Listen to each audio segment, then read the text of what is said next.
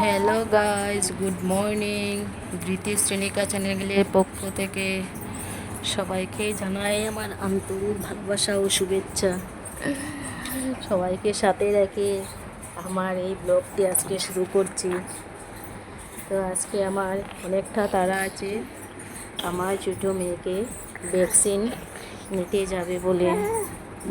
তো ওকে নিয়ে যাওয়ার আগে ভাবলাম সবগুলা কাজ করে নেই, ওকে ভ্যাকসিন দিলে পরে আর অন্য কিছু কাজই করা যায় না। ভীষণ কান্নাকাটি করে ওর হাতে পায়ে ব্যথা হয়ে যায়, ওকে সামাল দেওয়া বিরাট কষ্টকর হয়ে পড়ে আমাদের মধ্যে। তো ওইটার জন্য আগে ভাবছি কাজগুলি শেষ করিয়ে নিই, তারপরে নিয়ে যেতে হবে। তো আমার সকালবেলা সকাল সকাল উঠে সবগুলা কাপড় চোপড় ধুয়ে দিলাম। চতুর্দিকে বৃষ্টি অন্ধকার হয়ে আছে। তো আগে ধুয়ে দিলে কাপড়গুলি শুকিয়ে যাবে। কাপড়গুলি শুকানো দেওয়ার পর ঘরের ভিতরে গিয়ে কাপড়গুলাকে অল্প গুছিয়ে রাখলাম। ঘরের ভিতরেও তত বৃষ্টির জন্য কাপড় চোপড়গুলি এলোমেলো হয়ে আছে, এদিক ওদিক হয়ে আছে কাপড় চোপড়গুলি।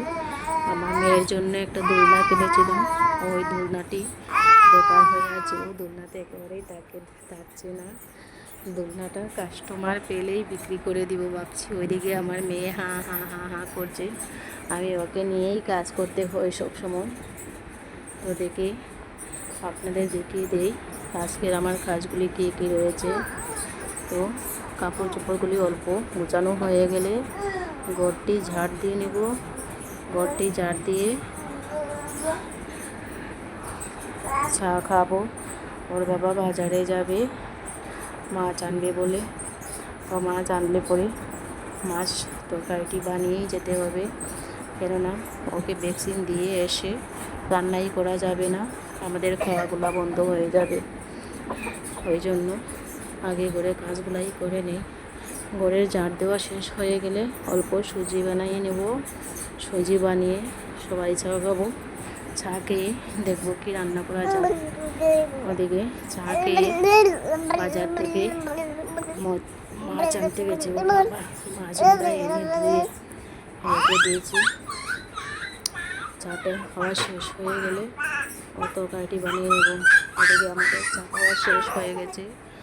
চা খাওয়া শেষ হয়ে গেছে তো তরকারি বসিয়ে দিই। মাছগুলি ভাজার জন্য বসিয়ে দিলাম চুলাতে কড়াই। আমার মাছগুলি পাল্টাইলো হয়ে গেছে। আর এক চুলাতে ভাতটা বসিয়ে দেব। ভাতটা তরকারিটা হয়ে গেলে আমার কাজ সমাপ্ত। তো হয়ে গেলে আমি রেডি হয়ে যাব। আর প্রচুর বৃষ্টি পড়ছে বাইরে, বৃষ্টি অফ হলেই আমাদের চলে যেতে হবে, আমাদের ভ্যাকসিনটাও বন্ধ হয়ে যাবে। ও গাড়ি করে নিয়ে যাবে না, প্রায় 2 কিলোমিটার দূরে আছে। ওদিকে তরকারিটি হয়ে গেল,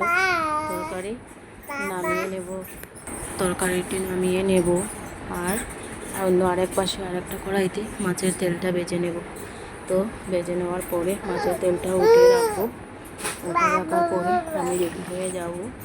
রেডি হয়ে আমরা চলে যাব। ওর বাবাই আমাদেরকে নিয়ে যাবে বাইকে করে। আর আমার বড় মেয়ে ওদিকে পুজো দিতে চলে গেছে। ও একা একাই পুজো দেয়, আমার দিতে হয় না পুজোটা।